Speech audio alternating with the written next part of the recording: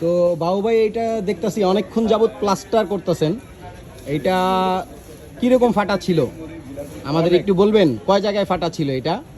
অনেক ভাই, প্রায় 1 2 3 4।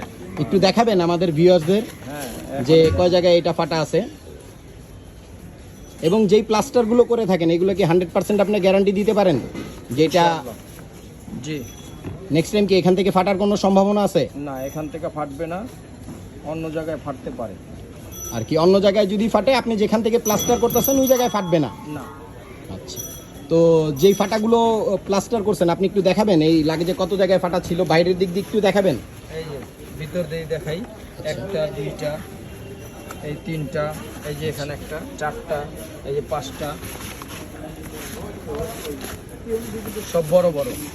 এই যে 6টা একটা 6টা, এই যে একটা 7টা, 7টা